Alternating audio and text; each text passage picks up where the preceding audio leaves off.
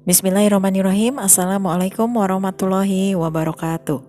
Jumpa lagi dengan BK Sahabat Seru. Bagaimana kabarnya teman-teman semua? Mudah-mudahan selalu dalam kondisi yang sehat, selalu semangat untuk belajar dan selalu dalam lindungan Allah Subhanahu wa taala.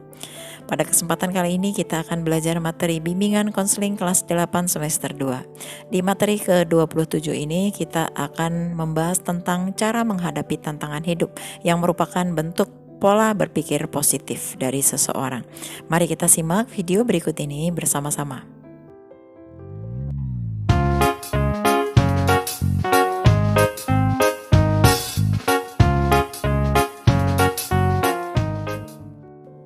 Sebelumnya kita akan membahas tentang adversity question. Apa itu adversity question? Nah, adversity question adalah salah satu cabang ilmu psikologis untuk mengukur kepribadian seseorang. Adversity question merupakan tes yang dilakukan untuk mengukur kemampuan seseorang dalam menghadapi masalah hidup. Bagaimana konsep tentang adversity question? Teori tentang adversity question ini dicetuskan oleh Paul Scholes. Dalam teori ini, konsep yang digunakan adalah yang pertama, kecerdasan seseorang dapat diukur dari kemampuan orang tersebut mengatasi masalah yang dialami dalam hidupnya.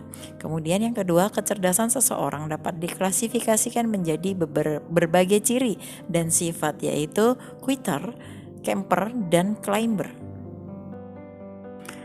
Lalu apa itu quitter, camper, dan climber? Mari kita simak penjelasan berikut ini. Quitter adalah mereka yang berhenti langsung tanpa berpikir panjang saat masalah menghampiri. Mereka adalah orang-orang yang tidak mau berusaha dan langsung menyerah sebelum menghadapi masalah. Mereka tidak ingin melihat hal baik atau semua kemungkinan yang akan datang di akhirnya. Mereka cenderung memandang masalah selalu berproses dengan sengsara dan berakhir yang buruk. Nah, ciri-ciri dari orang yang memiliki karakter quitter ini adalah yang pertama, memilih untuk keluar, menghindari kewajiban, mundur dan berhenti. Kemudian yang kedua, menolak kesempatan yang diberikan lingkungan. Yang ketiga, murung, sinis, dan mudah menyalahkan orang lain serta membenci orang-orang yang lebih maju dan berkembang. Kemudian ciri yang selanjutnya, sering menggunakan kata-kata yang membatasi diri seperti misalnya tidak dapat, tidak mau, mustahil, tidak mungkin, saya tidak mau, dan lain sebagainya. Selanjutnya yang kedua adalah camper. Camper adalah mereka yang cepat puas dengan pencapaian yang ada.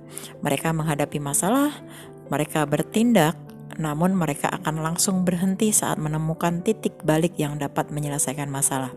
Mereka cenderung tidak akan melanjutkan usaha mereka untuk melihat yang lain lagi di balik masalah itu. Kemudian ciri-ciri dari orang yang memiliki kepribadian camper ini adalah cukup senang dengan sesuatu yang telah diusahakan, kemudian melepaskan kesempatan untuk maju dan sebenarnya masih dapat dicapai, kemudian tidak mau mencari peluang dan lebih merasa puas dengan apa yang sudah diperoleh, lalu lebih menyukai hal-hal yang tidak berisiko tinggi, kemudian karena bosan mereka menghindari cobaan. Nah, yang terakhir biasanya menggunakan kata-kata seperti ini. Ini cukup bagus, atau kita hanya perlu sampai di sini saja, dan lain sebagainya. Selanjutnya yang ketiga adalah climber.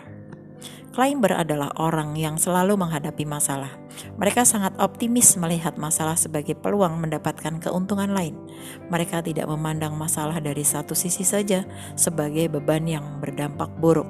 Namun mereka selalu beranggapan bahwa selalu ada jalan keluar.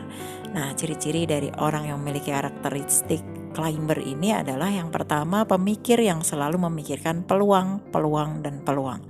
Kemudian selalu siap menghadapi tantangan. Kemudian percaya diri, lalu memahami tujuan hidupnya. Kemudian mereka tidak menyesali ketidakberhasilan.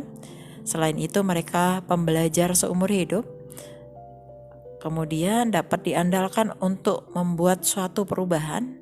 Dan yang terakhir biasanya menggunakan kata-kata seperti ini. Selalu ada jalan. Ayo kita kerjakan. Sekarang saatnya untuk bertindak, dan lain sebagainya. Nah, itulah tipe-tipe manusia dalam menghadapi masalah. Kira-kira Kalian termasuk tipe-tipe yang mana? Nah, semoga kilasan itu dapat membantu kalian untuk menjadi pribadi yang lebih baik lagi. Selanjutnya, kita akan melihat bagaimana cara menghadapi tantangan hidup. Ini merupakan bentuk pola berpikir positif. Hidup memang dipenuhi dengan pasang surut. Kita tidak akan tahu kapan kita akan dihadapi masalah besar dan kapan akan dilemparkan kebahagiaan yang tak terkira. Seperti kata peribahasa, berakit-rakit ke hulu, berenang-renang ke tepian. Bersusah-susah dahulu, bersenang-senang kemudian. Itu katanya. Maka sebelum merasakan kebahagiaan, kita pasti akan dihadapkan dengan berbagai kesulitan dan tantangan. Tantangan bisa menyerang siapa saja, seperti ketakutan atau bahkan pola pikir. Belajar bagaimana mengatasi tantangan hidup berarti kita belajar untuk memahami diri sendiri lebih baik untuk membuat perubahan dalam diri. Nah, berikut ini adalah cara menghadapi tantangan hidup yang merupakan bentuk pola berpikir positif. Yang pertama, menyusun rencana. Meskipun kita tidak bisa memprediksi masa depan dan apa yang akan terjadi nanti ke depannya, kita harus mempersiapkan diri untuk menghadapinya nanti. Oleh karena itu, susunlah rencana sebagai antisipasi ketika kita dihadapi oleh masalah. Kita sudah paham bagaimana cara mengatasinya. Selanjutnya yang kedua, cari tahu apa akar penyebabnya. Jika kita merasa terus-menerus menerima tantangan hidup yang tiada habisnya, maka kita perlu mencari tahu apa akar sebab dari permasalahan tersebut. Kita harus coba untuk melihatnya dari perspektif yang berbeda agar dapat menemukan akar penyebabnya. Jika tantangan yang terus berdatangan disebabkan oleh pola pikir kita yang negatif, maka kita perlu merubahnya. Terkadang secara tidak kita sadari apa yang kita pikirkan pasti akan menjadi kenyataan. Oleh karena itu, hindarilah untuk selalu berpikir negatif dan pesimis sebelum mencobanya. Tak apa jika kita masih kesulitan dalam membentuk pola berpikir positif. Kita dapat melatihnya dengan bertahap dengan cara melatih kesadaran mental untuk lebih tenang, seperti melakukan meditasi. Tapi jika akar permasalahan tersebut berasal dari rasa ketakutan yang kita miliki, maka kita perlu mencari cara untuk mengatasinya. Dengan mencari tahu apa akar penyebab masalah yang datang, maka kita dapat segera memperbaikinya dan mungkin akan membuat perubahan yang besar. Selanjutnya yang ketiga, evaluasi kembali tujuan yang akan kita pilih.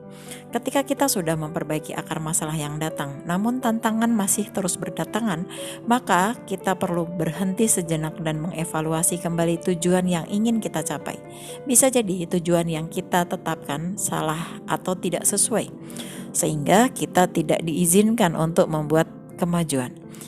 Kita dapat mengevaluasi tujuan kita kembali. Jika dirasa salah, maka kita dapat membuat tujuan baru untuk membuat perubahan dalam mengatasi tantangan. Selanjutnya yang keempat, pantang menyerah. Ketika tantangan muncul, maka itu akan menjadi ujian dan cobaan untuk kita untuk melangkah lebih maju lagi. Jika kita menyerah dan menganggap diri kita kalah, maka kita tidak akan pernah lolos dan berhasil untuk melewatinya. Menyerah tidak akan mengatasi tantangan tersebut dan kita tidak akan pernah belajar darinya. Bangkitlah kembali dengan menyusun rencana strategis untuk lebih berani menghadapinya. Selanjutnya yang kelima, janganlah bekerja keras, tetapi bekerjalah secara cerdas. Bekerja secara keras tanpa perlu memikirkannya matang-matang dan yang terbaik hanya akan menguras tenaga kita saja. Dalam menyelesaikan masalah, pasti akan ada lebih dari satu cara untuk mengatasinya. Namun kita tidak perlu untuk mencoba seluruh cara. Kita perlu berpikir secara cerdas untuk memilih mana cara yang terbaik dan paling optimal untuk dilakukan dalam mengatasi masalah tersebut. Rasa ingin menyerah saat dihadapi kegagalan itu pasti ada. Tapi jika kita menyerah saat itu, kita tidak akan pernah tahu bagaimana caranya untuk menjadi berhasil. Mungkin dukungan juga sangat berpengaruh dalam hal ini. Oleh karena itu, carilah teman atau kerabat yang positif yang dapat memberikan dukungan semangat. Nah, demikian tadi materi tentang bagaimana cara menghadapi tantangan hidup yang merupakan bentuk pola berpikir positif manusia. Mudah-mudahan setelah menonton video ini kita menjadi terinspirasi untuk selalu berpikir positif dan melakukan tindakan-tindakan yang positif dalam menghadapi tantangan hidup.